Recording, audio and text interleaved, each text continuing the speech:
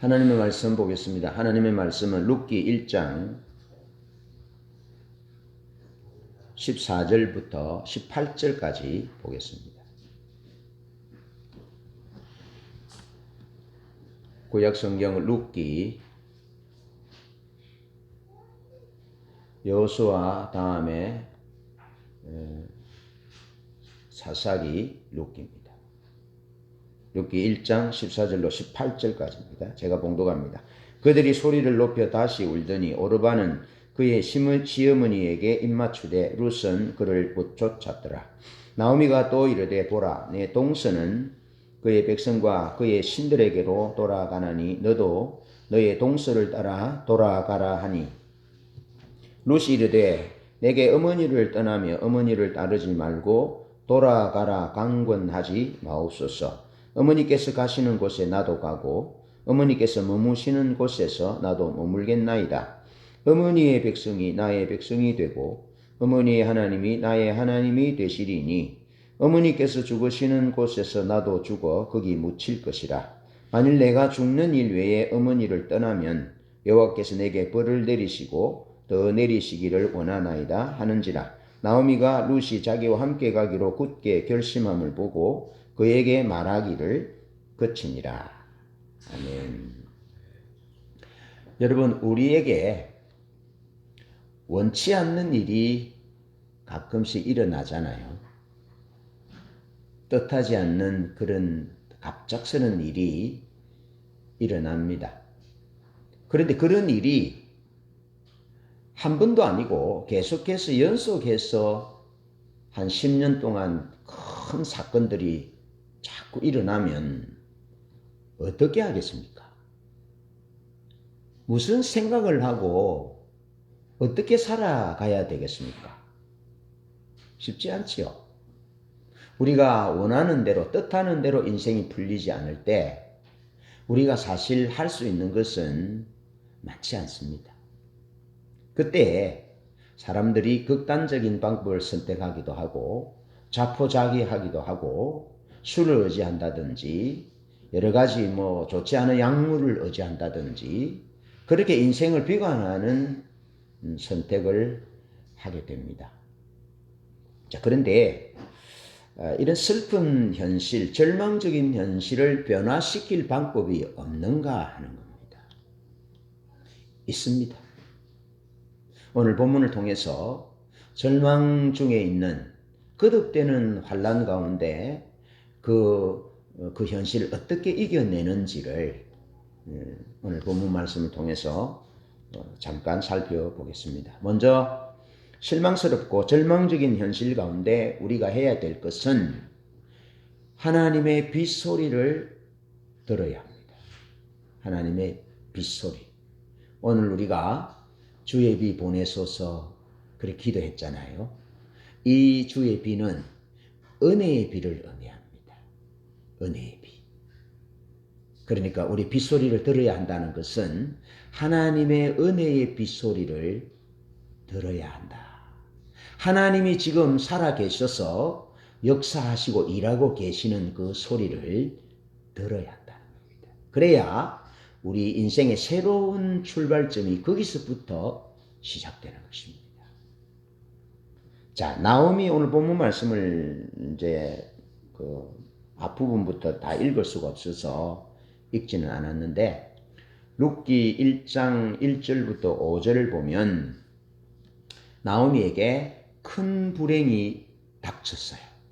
큰 불행이 닥쳤는데 무슨 불행이 닥쳤느냐 하면 1절에 보면 나오미는 베들레헴 에브라스에서 살았는데 그 땅에 흉년이 들었어요.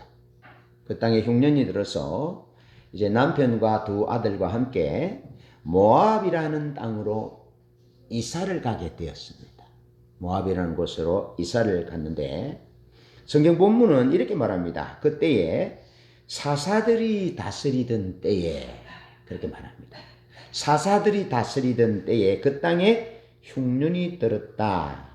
그렇게 말씀합니다. 사사들이 다스리는 때의 특징은 사사기 17장 6절 또 18장 1절 사사기 21장 25절에서 그때에 이스라엘에 왕이 없으므로 사람들이 각기 소견에 옳은 대로 행하였더라. 그렇게 기록하고 있습니다. 근데 하나님을 믿는 백성들인데 그때 왕이 없었기 때문에 하나님을 왕으로 섬기지 않았기 때문에 그리고 그 땅을 다스리는 왕이 없었기 때문에 그들의 모든 사람들이 각각 그들의 생각대로 행했다. 그들이 좋다고 생각되고 판단되는 대로 살았다 하는 것입니다. 그때가 오늘 본문의 배경이다 라는 겁니다. 자, 그런데 사사들이 통치하던 시대에 왜 베들레헴에 가뭄이 왔냐라는 거죠. 제가 예루살렘 베들레헴에 가니까 그 베들레헴 지역이 팔레스타인 그 해방기구 팔레스타인 사람들이 그 땅 쪽이기 때문에 아무나 들어갈 수가 없어요. 이제 그 이스라엘과 팔레스타인이 이제 블레셋의 후손들이죠. 성경에 나오는 블레셋의 후손들. 그러니까 이제 블레셋은 그 쇠 무기를 썼고 철 무기를 썼고 이스라엘은 쇠 무기를 쓰지 못했어요. 그래서 늘 이스라엘이 블레셋에게 공격을 당했고 고난을 당했고 어려움을 당했던 거죠. 그것이 다윗 시대에 이제 블레셋 장군 골리앗과 다윗의 싸움 이런 것들이 나오잖아요. 블레셋과 이스라엘의 싸움은 일찍이 그대로부터 그런 싸움이 싸워지고 있었고 긴장관계에 있다가 지금 현재까지 그런 상태에 있다라는 거죠. 그래서 그 블레셋의 후예들이 바로 지금 팔레스타인 해방기구 이스라엘의 그 베들레헴 쪽으로 살고 있는 베들레헴과 베단이 그쪽으로 살고 있는 그 땅으로 구분해 준 거죠. 사실 이스라엘은 2000년 동안 땅이 없어 이제 그 나라가 없이 떠돌아다녔잖아요. 떠돌아다니다가 이제 이스라엘이 정치적으로 그 텔아비브를 얻고 그러면서 이스라엘이 이제 들어오니까 2000년 동안 그 팔레스타인 땅에 살고 있었던 그 블레셋의 후손들이 왜 우리가 따는 이 땅을 너희들이 뺏어가려고 그러느냐. 그러면서 갈등이 있게 된 거죠. 그러니까 이제 이스라엘이 국제 정세나 이런 부분에 힘이 있고 돈이 많고 하니까 전체적인 부분들을 차지하되 그쪽에 이제 팔레스타인 해방기구의 그 지구 한 부분을 준 거죠. 그래서 베들레헴 지역이 그런 지역입니다. 그래서 이스라엘과 팔레스타인 해방기구 사이에 좀 긴장 관계가 있으면 성지순례객들이 거기 갈 수 없는 곳이에요. 그 다행히 우리는 거기 가게 됐어요. 가게 이제 가서 베들레헴에 가서 목자들의 들판 교회에서 이제 찬양을 드리고 했는데 보니까 거기 참 그 보리와 미리 농사가 잘 될 수 있는 그런 언덕 위에 이제 이런 꼴짜기는 아무래도 이제 일조량이 부족하니까 보리와 밀이 이스라엘의 주산지인데 보리와 밀이 잘 안 되잖아요. 그런데 이제 베들레헴은 그런 언덕 동산 같은 곳에 쫙 이래서 그래서 밀과 보리가 아주 잘 되는 그래서 이름이 벳레헴이에요. 벳레헴. 예, 벳은 집이고 레헴은 떡이거든요. 떡집이라는 곳이에요. 근데 베들레헴에 떡집이라는 별명이 붙을 정도는 어떻겠습니까? 베들레헴에는 밀과 보리가 풍작을 이루고 잘 되고 언제든지 그 집에 양식이 풍족한 곳이 베들레헴이라는 의미예요. 이해되시죠? 그런데 베들레헴이라는 곳에 왜 흉년이 들었을까요? 그것은 사사들이 통치하던 시대에 힌트가 있습니다. 사사들이 통치하던 시대는 하나님의 백성들이 하나님도 섬기고 바알 신도 섬겼다 하는 것입니다. 여러분, 그 가나안 신들 가운데 여러 신들이 있습니다. 바알도 있고 아세라도 있고 아스타로도 있고 수많은 신들이 있는데 그 신들 가운데 유일하게 사람을 위한 신이 딱 하나 있습니다. 사람을 위한 신. 사람을 위한 신이 무슨 신이냐 하면 바로 바알 신이라는 겁니다. 바알 신이 사람의 농사를 위해서 비를 내려준다는 겁니다. 이해되시죠? 비를 내려주어서 농사가 잘 되게 한다고 가나안 신들 가운데 바알 신이 그런 신이라는 겁니다. 그리고 이스라엘 백성들은 그 가축을 기르던 백성들이었잖아요. 가축을 기르던 백성들인데 그들이 이제 애굽에서 가축을 기르고 그렇게 하면서 이제 애굽에서 해방되지 않습니까? 해방돼 나와가지고 출애굽해서 들어간 곳이 이제 가나안 땅이지요. 가나안 땅에 들어가 보니까 가나안 땅에는 농사를 지어야만 먹고 사는 땅인 거죠. 그래서 이스라엘 백성들은 농사를 지을 줄을 몰라요. 양이나 소나 염소나 뭐 가축을 기르다가 가나안 땅에 딱 들어가 보니까 농사를 지어야 하니까 농사를 짓는 가나안 사람들과 가나안 문화를 접촉하게 되면서 농사가 잘 되기 위해서는 반드시 비가 와야 되는 겁니다. 특별히 이스라엘은 이른 비와 늦은 비가 오는 겁니다. 늦은 비가 올 때 보리 파종과 또 밀 파종을 하고 또 이른 비가 올 때에 또 다른 과일들을 거두고 그런 곳이 가나안 땅이에요. 그러니까 비가 오지 않으면 농사가 되지 않는 그런 곳이 가나안 땅이에요. 그런데 사사들이 치리하던 때는 그 땅에 하나님의 백성들이 하나님도 섬기고 바알도 섬겼다는 것입니다. 하나님도 섬기고 바알도 섬겼다. 그러니까 일반적인 삶을 살 때는 여호와 하나님을 섬겼고 의식주와 관련한 경제적인 부분에 있어서 농사와 관련해서는 바알신을 섬겼고 그렇게 하나님도 섬기고 바알도 섬겼다는 겁니다. 그런데 그 땅은 비가 오지 않으면 농사를 지을 수 없는 땅. 그리고 이스라엘의 주 식물이 밀과 보리예요. 밀과 보리.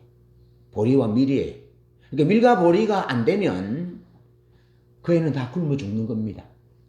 이해되시죠? 그러니까 비와 관련된 깊은 관련이 있는 것이 풍작을 주는 비와 관련된 보리와 밀이 잘 되는 것은 비와 관련이 있다는 겁니다. 그런데 가나안 사람들은 이 비를 내려주는 신이 바알 신이라고 믿고 있었다는 거죠. 그러니까 이스라엘 백성들이 경제적인 부분에 있어서는 바알 신을 섬기게 된 거죠. 그래서 하나님과 바알 사이에서 머뭇머뭇하게 된 거죠. 대표적으로 우리에게 보여주는 것이 열왕기상 18장에 나오는 바알과 아세라 850명과 엘리야의 전투가 있잖아요. 갈멜산 전투를 알잖아요. 그런 일들이 있을 거죠. 그러니까 그때 왕이 없어서 사람이 소견에 옳은 대로 행하였기 때문에 하나님을 왕으로 섬긴 것이 아니고 하나님과 바알을 같이 섬겼다는 것입니다. 그러니까 어떤 일이 일어났습니까? 레위인이 하나님의 전에서 예배를 드리고 예배를 집도하고 거룩하게 살아야 될 레위인이 첩을 얻습니다. 첩을 얻고 그 첩이 윤관당해서 그 억울함을 풀기 위해서 첩의 몸을 이렇게 토막내잖아요. 토막내서 12지파에게 보내니까 누가 이런 일을 행했느냐 그러면서 베냐민 한 지파와 이스라엘 11지파끼리 전쟁을 벌이잖아요. 그래서 베냐민 지파에 600명이 남고 베냐민 지파의 모든 사람들이 다 죽습니다.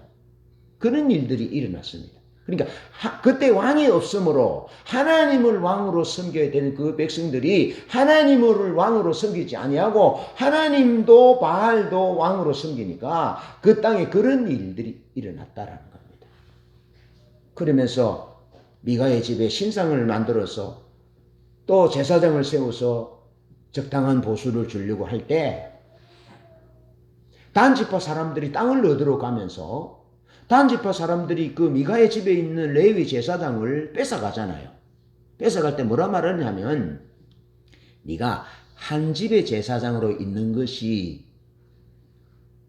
월급이 많겠느냐, 쉽게 말하면 월급이 많겠느냐, 우리 단지파의 제사장이 되면 월급이 많겠느냐, 그러면서 강압적으로 뺏어가는 거죠.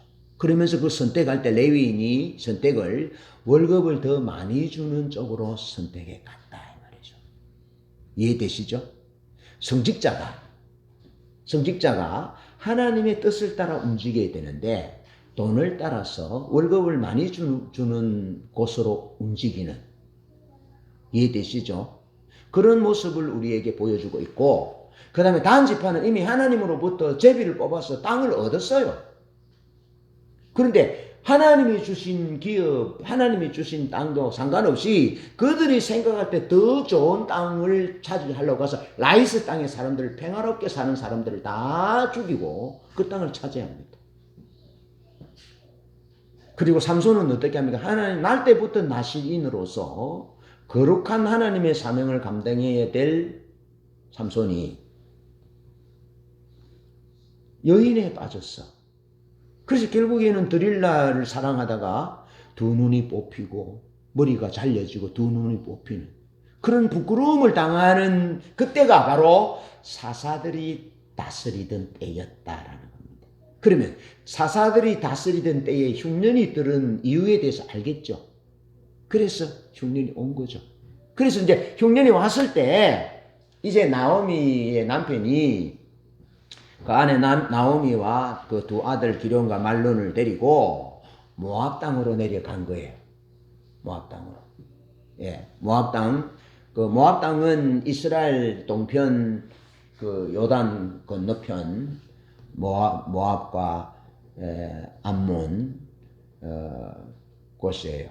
예, 암만 지금은 이제 암만이 있잖아요. 모압은 없어지고, 그리고 모압 땅으로 이제 간 거예요. 살기 위해서 가게 됐다라는 겁니다. 그런데 그곳에서 10년을 살았다는 겁니다. 10년을 살았는데 한번 보십시오. 10년 동안에 남편이 죽었어요. 또 큰아들이 죽었어요. 또 작은아들이 죽었어요. 한번 생각해 보십시오.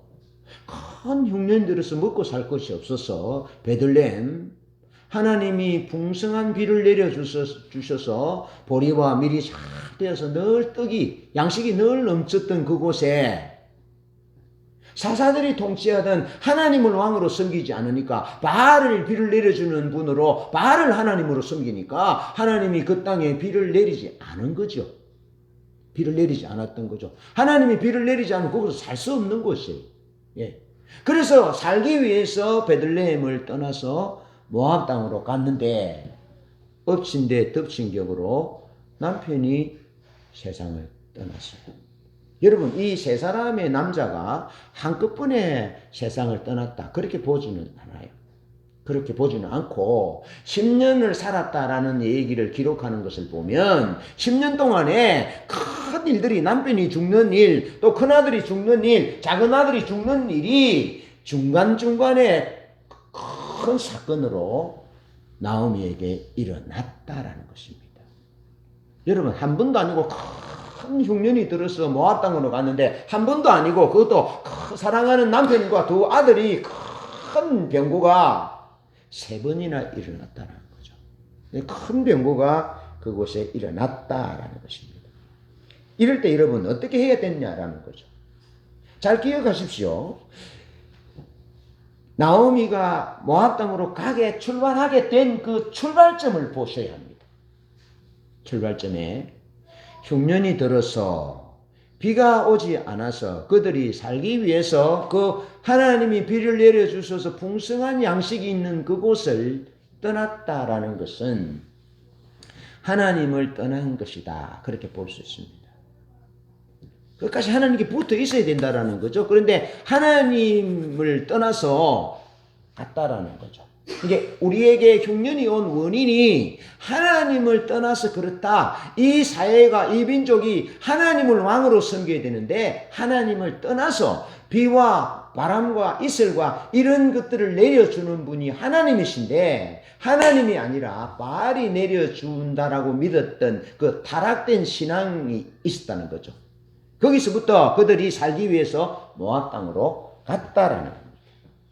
그런데 비와 날씨를 주관하시는 분은 오직 하나님이심을 아셔야 되고, 생명을 주관하시는 분이 하나님이심을 아셔야 되는데, 비가 오지 않아서 흉년이 드니까 모압 땅으로 갔어요.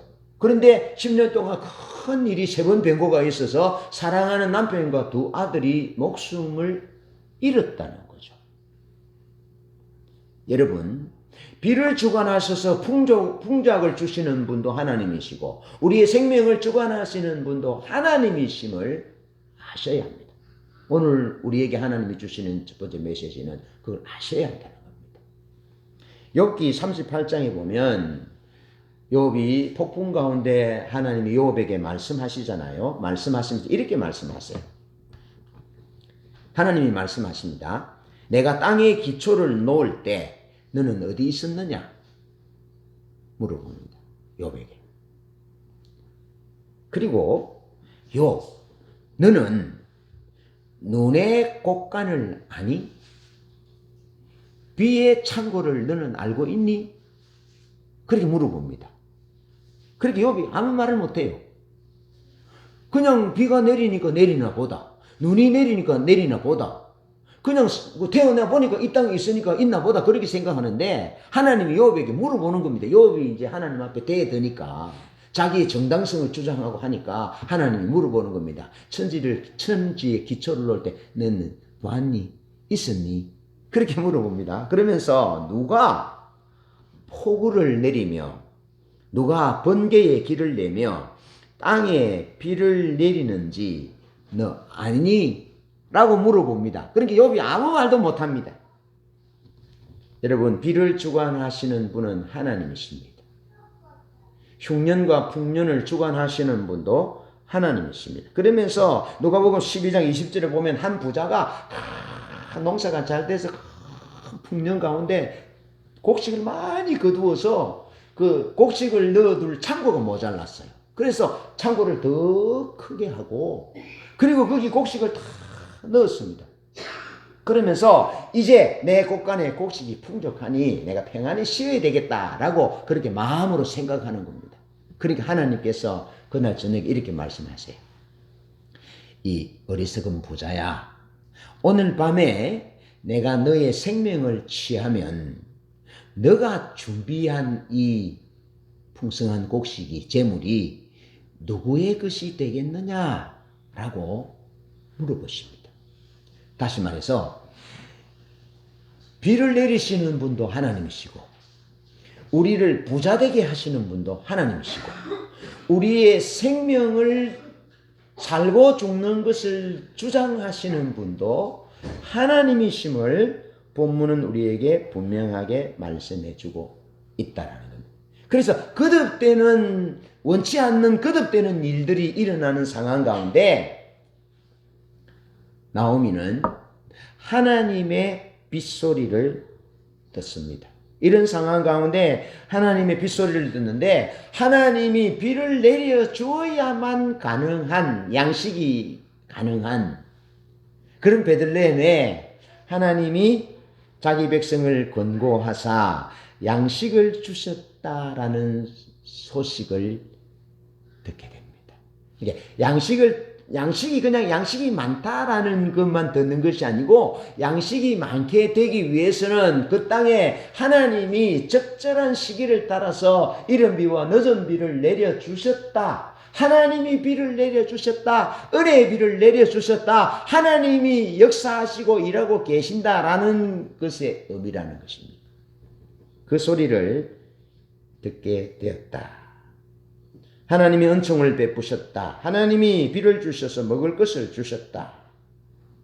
사실 하나님이 비를 내리지 않으면 농사가 불가능한, 하나님이 바람과 태양을 주시지 않으면 맛있는 과일이 불가능한 그 땅에 나오미는 하나님이 일하심을 들었다는 겁니다. 하나님이 살아계셔서 하나님의 백성에게 하나님이 하나님의 백성들을 돌보시고 필요한 양식을 주셨다. 비를 내려주셨다는 그 빗소리를 들었다는 겁니다. 여러분, 우리가 그것을 듣는 것이 중요합니다. 하나님의 빗소리를 듣는 것이 중요합니다. 양식이 주어졌다는 것의 그 깊은 의미, 비가 내려야만 양식이 가능한, 근데 그 비를 주관하시는 분이 바알이 아니라 하나님이심을, 그 소리를 듣고는 나오미는 베들레헴으로 돌아가기로 결심을 했다. 그리고 대가를 지불하고 베들레헴으로 돌아갔다라는 겁니다. 그래서 두 번째 우리가 생각할 것은, 절망적인 현실 앞에서 우리가 할 수 있는 일은 하나님의 일하시는 곳으로 돌아가야 합니다. 하나님의 은혜가 있는 곳으로 돌아가야 합니다. 나오미는 결단합니다. 베들레헴으로 돌아가리라. 그렇게 돌아갈 것을 말합니다. 그런데 나오미가 베들레헴으로 돌아가는 그 때가 언제인지를 룻기 1장 22절에서 말씀합니다. 한번 읽어보실래요? 1장 22절. 다 함께 읽어봅니다. 시작.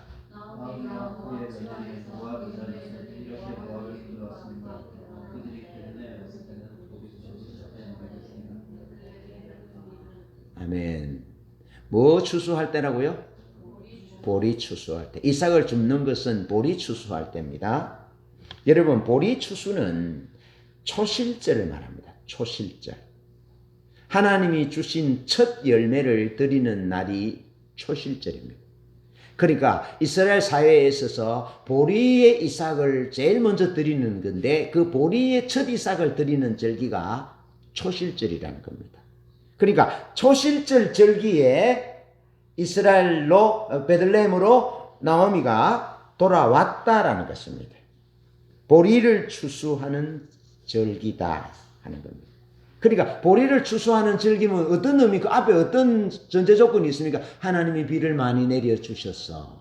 하나님이 바람을 적절하게 주셔서, 그래서 하나님이 늦은 비를 적절하게 주셔서, 늦은 비를 주셔야만 가능한, 늦은 비를 하나님이 주셔서 보리를 추수하게 하셨다 하는 겁니다.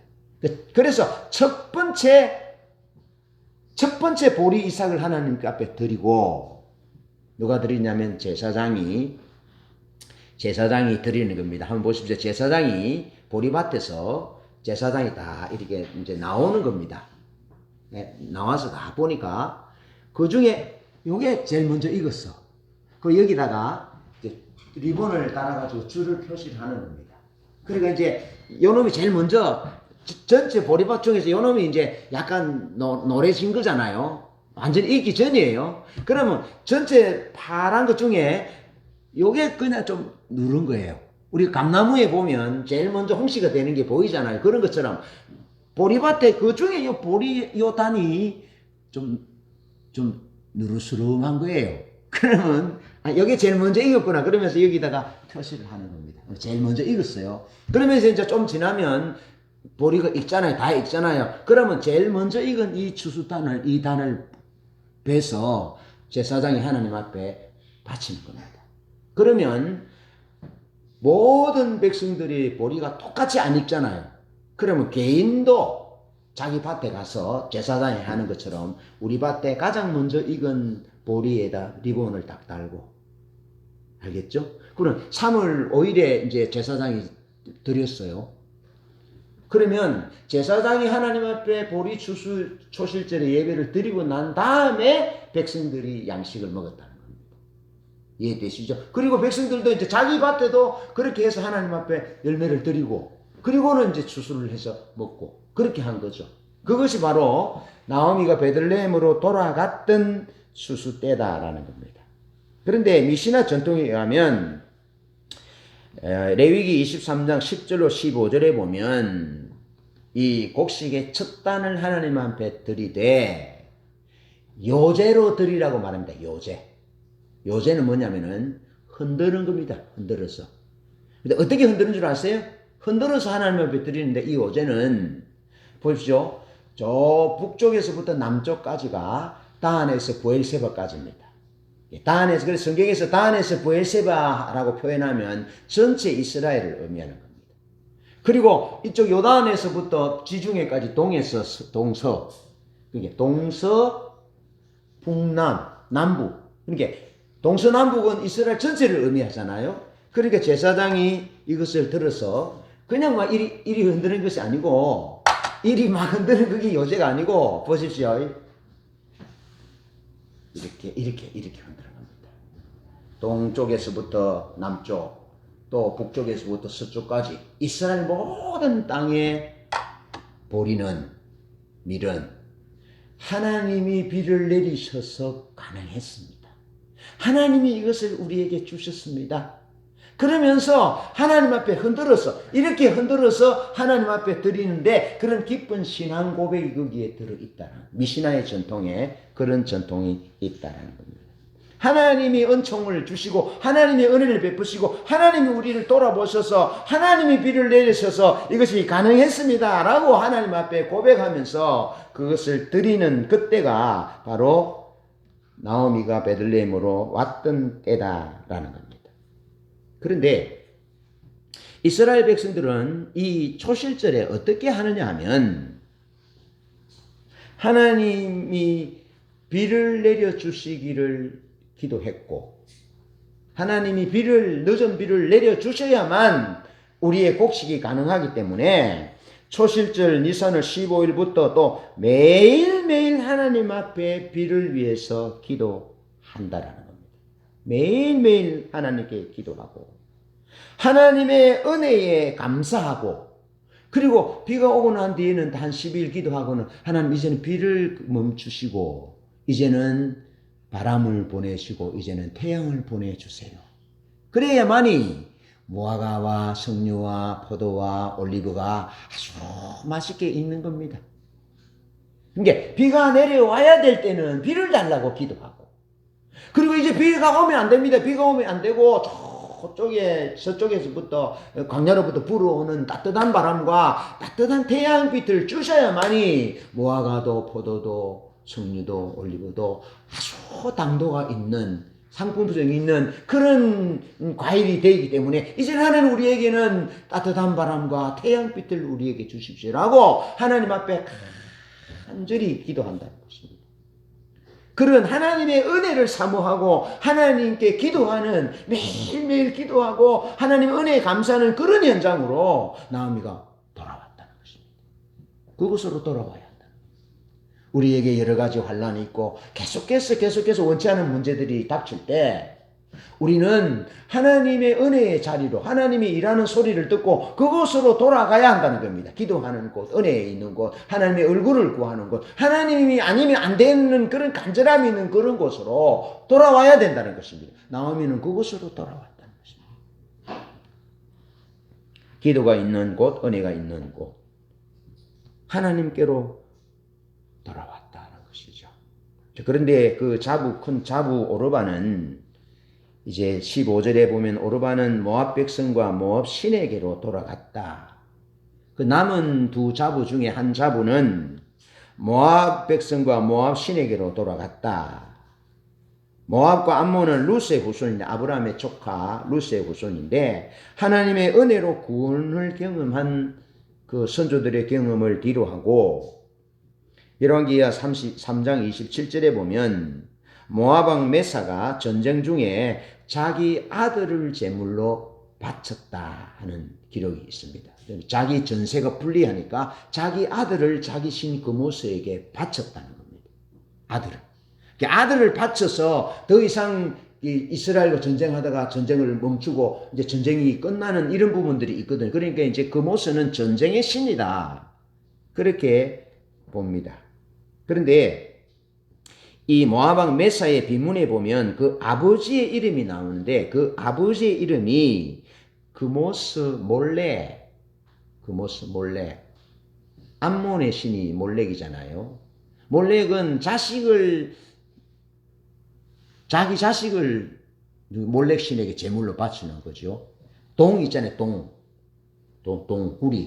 구리 동상을 만들어 놓고 그 안에 여러 가지 이제 제물을 드려요. 여러 가지 제물을 드리는데 그 제물 중에 하나가 어린 자식을 그 안에 드리는 겁니다. 어린 자식을 그 안에 동 안에 넣고 불을 떼워서 바치는 거예요. 그 신이 바로 모압 그모스 신이 바로 이 몰렉 신과 같은 신이 아닌가 그렇게 메사의 아버지의 비문에 메사의 비문에 그 아버지의 이름이 그모스 몰렉, 다시 말해서 그모스는 몰렉이다는 뜻이에요. 그러니까 이제 저기 오르바가 자기 백성과 자기 신에게 남았다라는 표현하고 있는데, 그 신은 자식을 제물로 바칠 때 그 제물을 받는 그런 신에게로 남았다는 것입니다. 절망적인 거죠. 소망이 없는 거죠. 그곳에 남았다는 겁니다.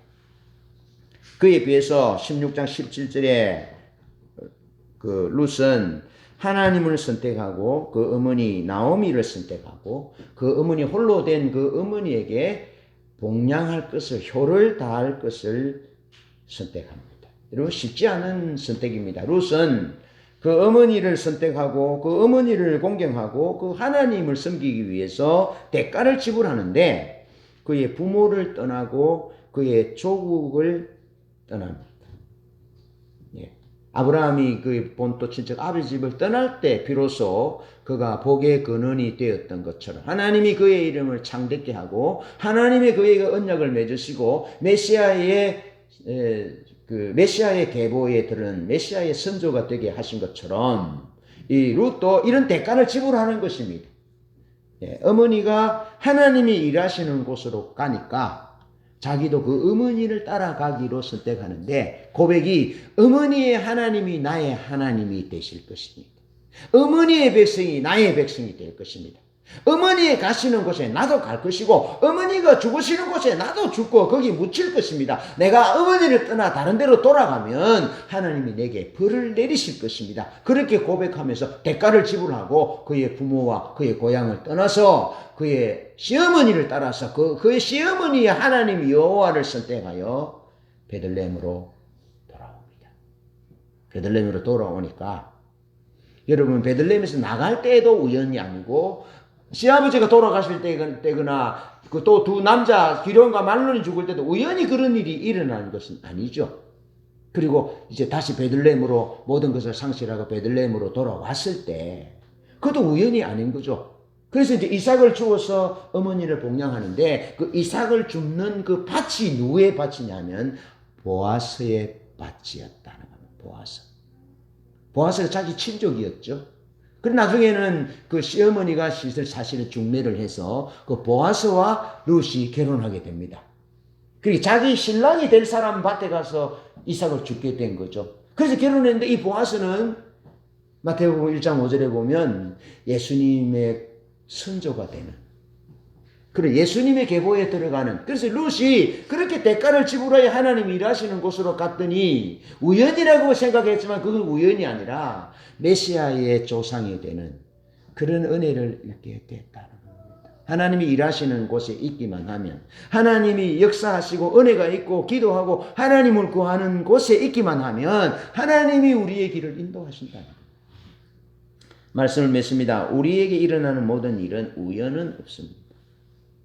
결코 우연이 없습니다. 마태복음에 보면 참새 2마리가 한 아사리온에 팔리고, 누가복음에 보면 참새 5이 2 아사리온에 팔린다. 보세요. 참새 2마리가 예를 들어서 1,000원에 팔려요.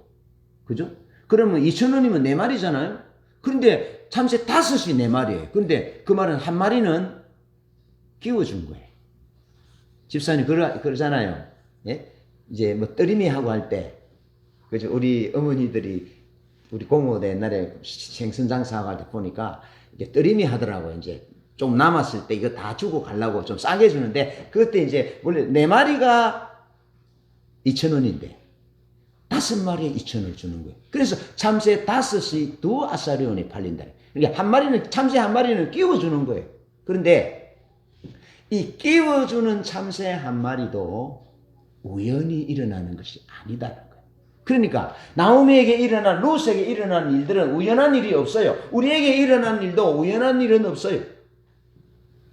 환경을 통하거나 관계를 통하거나 우리 삶에서 일어나는 거듭거듭 일어나는 원치 않은 사건을 통해서 우리는 하나님의 일하시는 섭리를 발견해야 합니다. 그러면서 하나님은 환경을 통해서 우리에게 일어나는 여러 가지 사건을 통해서 우리를 하나님께로 초청하신다는 겁니다. 그걸 보셔야 된다는 겁니다. 근데 오르반은 그것을 못 보았고 룻은 나오미는 그것을 보고 베들레헴으로 돌아왔다라는 거예요. 그게 중요하다는 겁니다. 하나님이 우리를 부르시는 방법은 다양한데 환경을 통해서, 관계를 통해서, 사건을 통해서 하나님이 우리를 하나님께로 초청하는 거예요. 저는 5명의 형제들이 죽었어요. 우리 어머니의 삶에 나오미에게 일어났던 사건과 같은 사건이, 나오미는 10년 만에 그런 일이 있었는데 우리 어머니도 그런 일들이 있었던 거죠. 그래서 결국에는 그런 일이 있었고 자식들이 다 잃고 이제 3명 살았는데 이 3명의 자녀가 예수를 믿는 거예요. 그리고 우리 어머니 어디 가겠습니까? 아들이 목사가 되었으니까 예수 믿어야죠. 그래서 우리 어머니가 하나님의 초청을 따라서 예수 믿고 돌아가시기 전에 우리 어머니가 그렇게 살아보려고, 일어나 보려고 이제 중풍이 와가지고 한쪽 팔을 못 썼었는데 계속 돌아가시기 전까지 일어나시려고, 회복시켜 보려고 그렇게 하시더니 어느 날 우리 어머니가 하시는 말씀이 이제 장례 준비해라 그러시고, 그래서 어머니 왜요 하니까 사람들이 흰 옷을 입고 하얀 옷을 입고 사람들이 구름대처럼 몰려오는데 푸르고 맛있는 나물들이 잔치가 벌어졌다는 거죠. 지금 내가 생각해보면 천국 잔치인 것 같아요. 그리고 우리 어머니가 내가 이제 천국 갈 때가 됐구나 그러면서 우리 누님 보고 이제 잔치 이제 장례 준비하라 한 거예요. 그리고는 돌아가셨어요. 천국 가신 거죠. 꿈에도 예수님 찾아오셔서 위로하시고, 문제가 있고 억울한 일 당할 때 예수님 찾아오셔서 위로하시고, 그렇게 해서 주님을 초청을 받아들여서 하나님 나라 가신 거죠. 얼마나 많은 환난과 어려움과 아픔이 있었겠습니까? 그런데 그런 환난을 통해서 하나님이 우리 어머니를 초청하지 않았다면, 그 환난을 통해서 하나님을 만나지 못하고 천국 가지 못하고 지옥 갔다면 그야말로 슬픈데 슬픔이잖아요. 그런데 그렇게 하지 않았다는 거죠. 우리의 삶과 여러 가지 사건이나 관계를 통해서 어떤 일들이 일어날 때 우리는 왜 하나님이 그렇게 하셨어요? 하나님이 사랑이시라면서요. 그럴 수 있습니까? 그렇게 하는 것이 아니라 하나님이 여기에는 생명이 없으니까, 여기에는 구원과 행복이 없으니까, 그런데 내가 계속 그것을 고집하니까 하나님이 여러 가지 환난이나 사건이나 환경을 통해서 나를 이쪽으로 불러내시는구나. 그렇게 하나님의 섭리를 보셔야 된다는 겁니다. 그것도 하나님이 빗소리를, 하나님이 일하시는 소리를 듣고, 아시겠죠? 은혜가 있는 곳에, 기도가 있는 곳에 하나님을 찾고 하나님을 목적하는 그곳으로 찾아가야 된다는 것입니다. 그래야만 소망이 있는데 하나님이 그렇게 그 일을 위해서 환경이나 사건을 통해서 우리를 초청하신다는 겁니다. 왜 초청하느냐 하면 그 자리는 본래 우리가 있어야 할 자리인 거죠. 다시 말하면 하나님을 왕으로 섬기는 자리여야 되고, 감사로 예배하고 은혜를 구하는 기도가 있는 자리, 하나님이 아니면 생존 자체가 불가능하며 생명을 유지할 수 없기 때문에 하나님의 얼굴을 구하는 자리로 하나님은 우리를 초청하신다는 겁니다. 이 자리에서부터 비로소 이웃을 사랑할 수도 있고, 밥 못 먹은 자에게 밥을 한 그릇 사줄 수 있고, 모든 족속으로 제자를 삼아 아버지와 아들과 성령의 이름으로 세례를 주고 땅끝까지 이르러 제 주의 정인이 되는 선교적인 삶을 사는 것도 그 출발이 하나님이 초청하신 그 자리에서부터, 하나님의 얼굴을 구하는 그 자리에서부터 하나님의 은혜를 구하고 하나님께 기도하는 이른 비와 늦은 비를 주시고 풍성한 곡식을 주시고 그리고 맛있는 과일을 주시고 하는 그 자리에서부터 그것이 돼야만이 선교적인 삶이 가능하다는 겁니다. 자기 그거 석자인데, 자기가 문제투성인데, 자기가 지금 아파서 자기도 지금 죽을 지경인데 어떻게 가난한 자를 돌아볼 수 있고 병든 자를 돌아볼 수 있고 배고픈 자에게 밥을 사줄 수 있고 손을 내밀 수 있냐는 불가능한 것입니다. 자기가 회복되어져야, 자기가 하나님의 은혜와 하나님의 생명이 자기 속에 넘쳐야 그래야 가능한 것이죠. 그래서 하나님 우리를 선교적인 삶으로 향하여 나아가기 위해서 사랑하고 섬기고 베풀고 돕는 예수님 같은 삶을 살게 하기 위해서 하나님의 은혜가 있는 곳으로, 하나님이 일하시는 곳으로, 하나님의 얼굴을 구하는 그곳으로 하나님은 우리를 환경을 통해서, 사건을 통해서 초청하신다는 겁니다. 우리가 하나님 왕으로 섬기고 하나님의 그 초청에 신실하게 응답하면 하나님은 우리의 걸음을 인도하십니다. 환경을 보지 말고 하나님과 그 행하심을 따라가는 우리 모두 되시기를 축복합니다.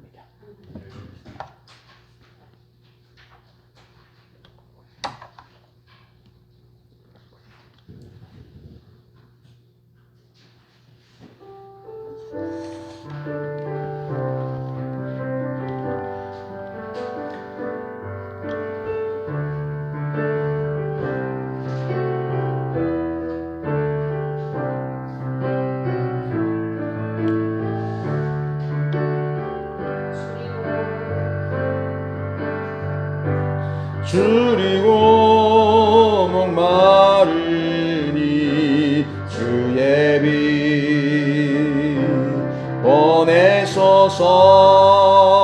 보내소서. 주 손길 필요해요. 주의 빛 보내소서.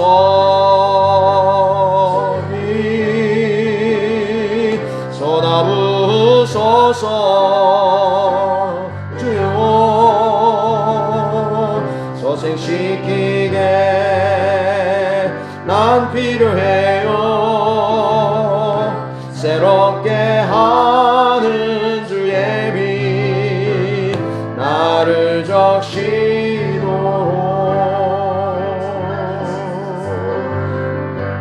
정결케 씻으소서. 주의 빛 보내소서. 모든 죄 사하소서.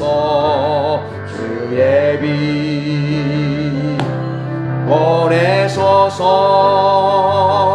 주의 빛 쏟아부소서.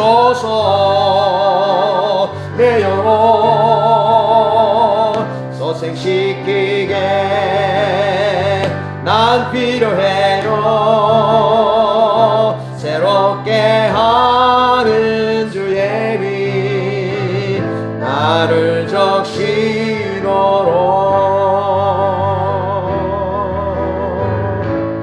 메마른 이 땅 위에 주의 빛 보내소서.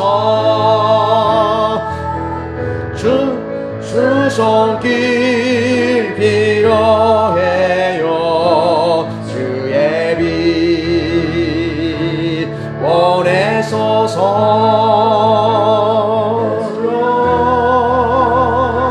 이 나라 정체에 주부